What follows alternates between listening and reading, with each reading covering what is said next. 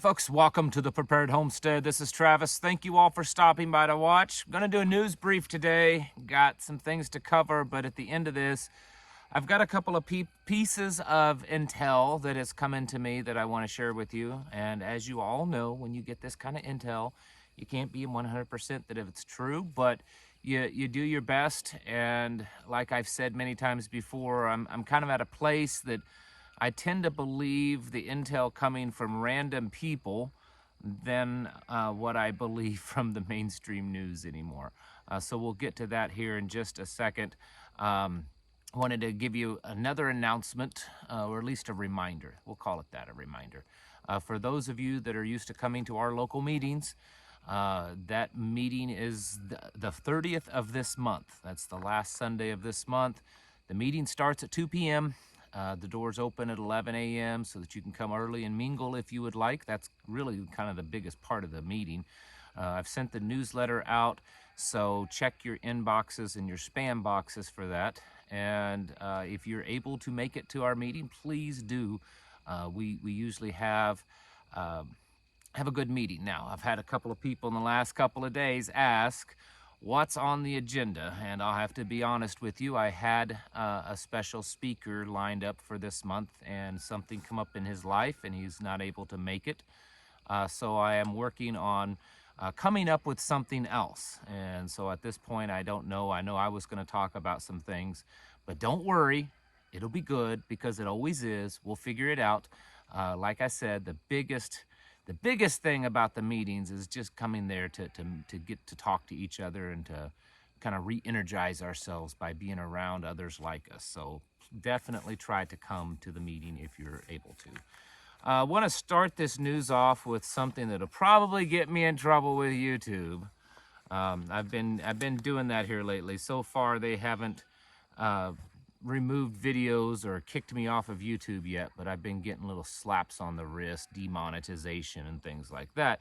Anyways, CDC votes to unanimously add the, this to the This for Kids program.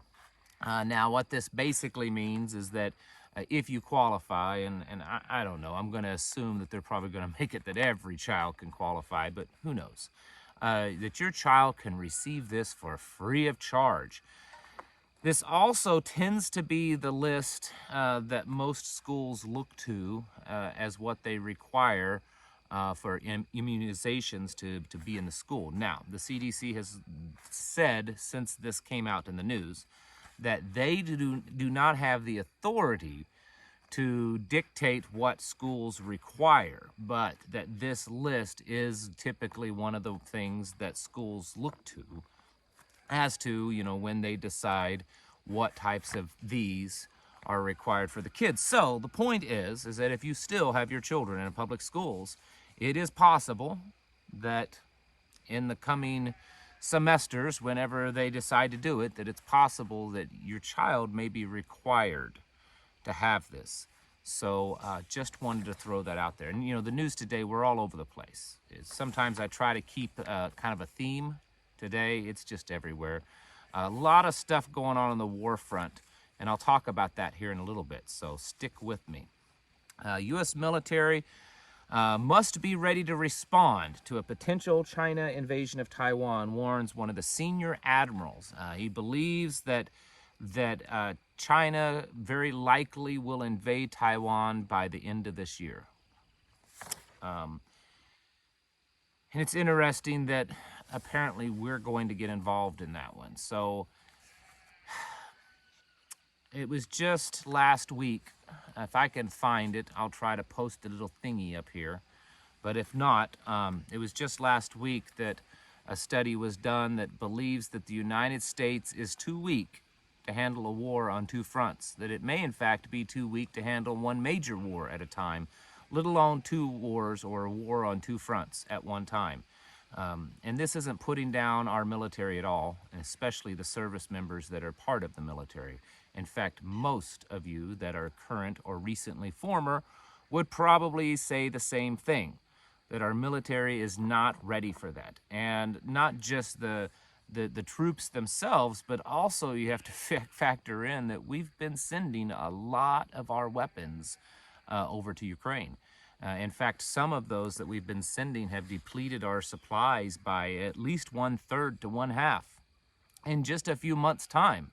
So how much faster would we be depleting those if we were involved in a large-scale war with a at least somewhat equal adversary? As many of you also know, this has been in the news for the last 24 hours or so. Russian President Putin has declared martial law in the 4 regions of Ukraine illegally annexed by Moscow. Of course, that's what they say. I mean, I'm not saying it was legal or illegal. So there's martial law now, and I'm going to get to that also here in a minute. So stick with me, because I have some information that's pertaining to that that's come into me through my sources. Domestic issues, forget oil, folks. Gas prices aren't the problem. The stuff with gasoline, that's not what you should worry about. It's diesel. And yes, we've been talking about this off and on for over a year now. Diesel inventories. We have just 25 days left of diesel in this country. 25 days left of diesel. With the Biden administration opening up our oil reserves more and more. He just announced just a few days ago another 15 million barrels are going to be released to the market. Got to keep those prices down for the election. It's only 20 days away. You know, we got to keep that down. It doesn't matter that we're shooting our own selves in the foot along the way, because if there was ever some type of big war, like that's ever going to happen, right? If there was a big war, those fuel reserves would come in handy, except now we're down half of what we were back in the mid-'80s.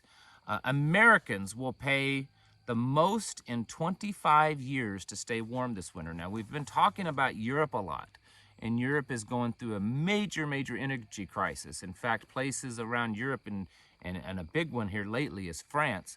I mean, they're in all-out rioting over this. I mean, it's almost like they're about ready. They're on the verge of collapse. The British Prime Minister, the new British Prime Minister, has already resigned, making her the shortest-lived Prime Minister, I think 6 weeks. It was the shortest time for any Prime Minister in Great Britain.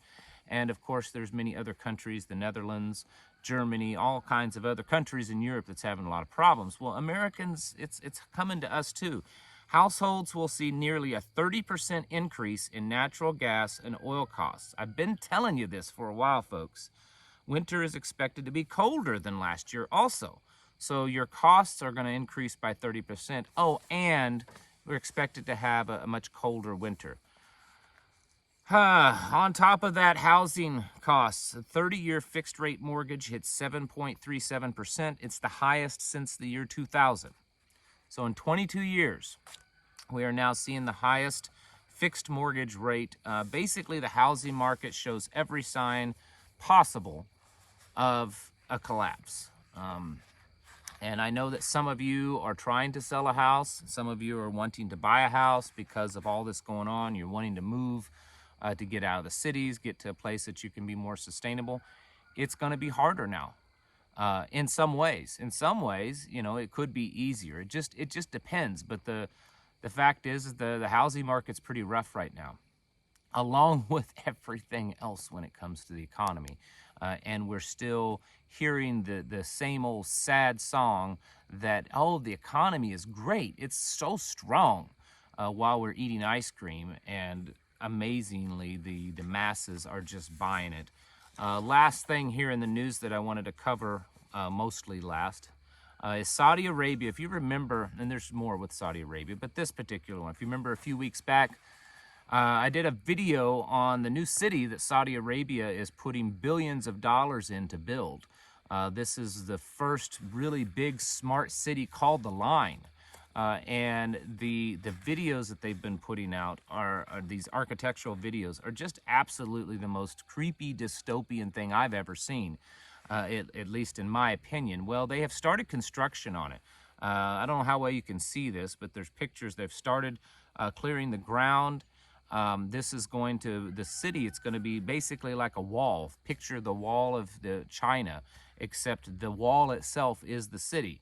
It will run for 170 kilometers across the desert. And the outside is going to have this mirrored metal, some kind of, I don't know what it is.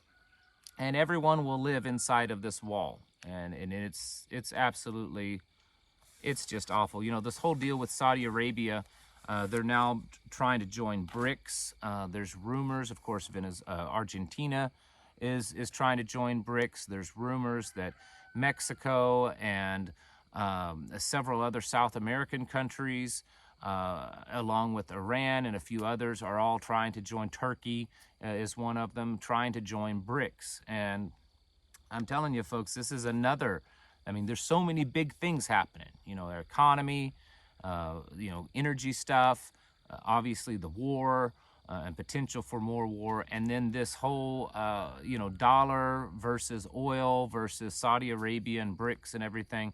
It's a big deal. If Saudi Arabia chooses to drop the U.S. dollar, I know that a lot of people think that we're just going to go over there and we're going to blow the snot out of them. I don't believe we have the administration that has that level of cojones to do that. And I'm not advocating that it should be done anyways. But the point is that I'm sure they'll do some little wimpy little slap on the wrists, all the while the U.S. dollar collapses, which really in the end is part of their plan, which kind of segues me into the bit of intel that I had, or at least one piece. And that is, I heard from and of course I can't tell you my sources, so you can believe it or you cannot. But this source is from someone that is close to someone that, these two, it's actually two people, but they work within a bank. So they have some insider banking knowledge. And they're telling me that they believe, their bank believes, and other banks believe, that the Federal Reserve, this time around, some of you that are old enough to remember the 2008 crash, and then the banking bailouts, that this time around it's different, that the banks, or that the Fed has no interest in bailing out the banks this time. That's why we're seeing banks seemingly to kind of push back against the Fed for what their plans and the rate hikes and all this kind of stuff that they're doing, because in the end it hurts the banks, kinda. You know, they're not able to lend money because there's nothing there to lend when you've got, you know, 2-year rates that are higher than 10 and 30-year rates. There's a lot of math there, and it's kind of technical, and some of you get it and some of you don't. And for those of you that don't, just trust me, it's actually not a good time to be in banking right now. There's a lot of banks, big ones too, that are on the verge of collapse, they say. And the rumor mill is that the Federal Reserve has no plan to come to their aid this time. It kind of goes back to what similarly happened during the 1929 stock market crash and the Great Depression, where banks were starting to kind of crumble. And the Federal Reserve at that point did not come to their aid. And a lot of banks completely collapsed during that time period. And what happened was we saw a consolidation of banks. And that's where these big banking behemoths really came from, is during that time period. Because back then, you know, there were little small town banks everywhere that was individually owned. And we don't see a whole lot of that anymore. And we're going to see less and less of it because more banks are going to fall. This time around, it's not to consolidate banking, it's to get rid of the U.S. dollar.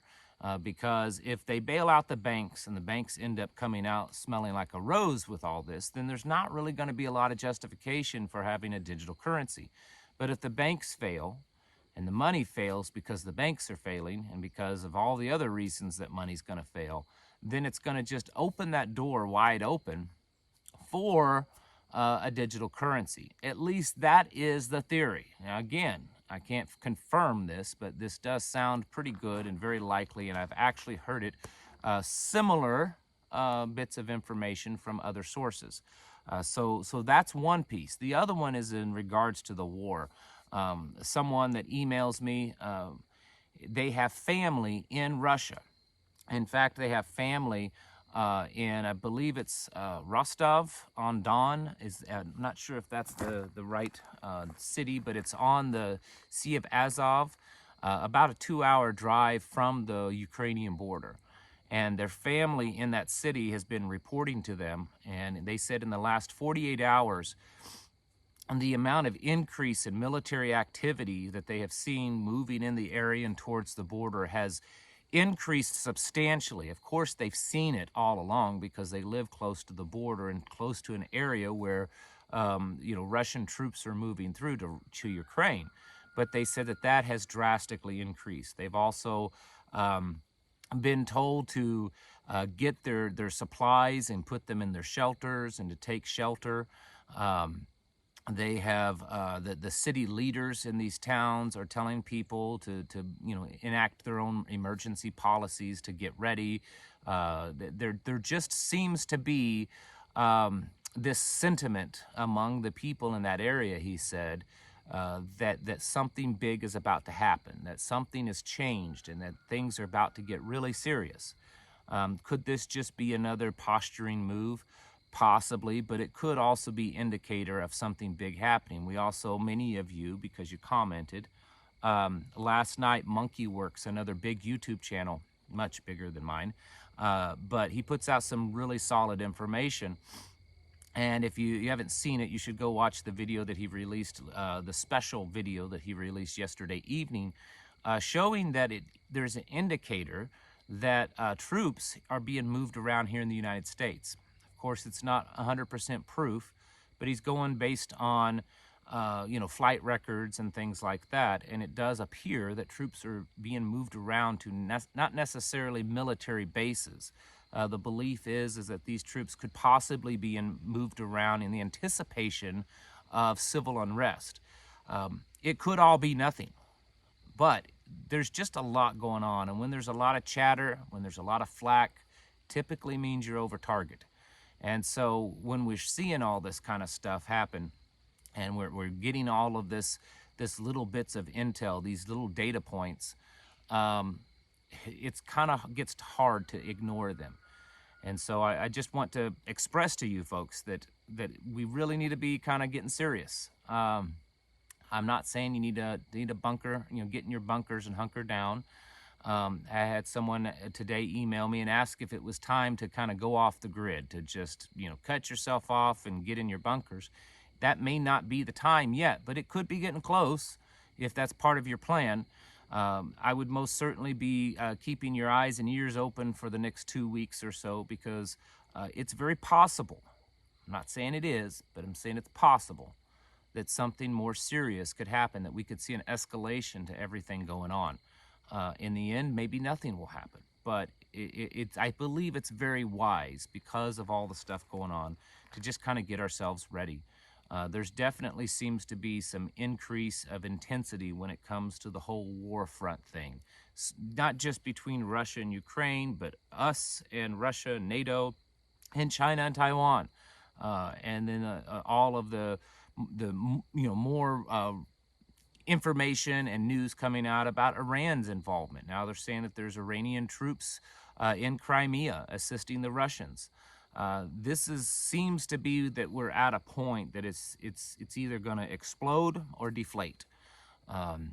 It's almost like we're beyond that, where it just keeps the same consistency, if that makes any sense to you.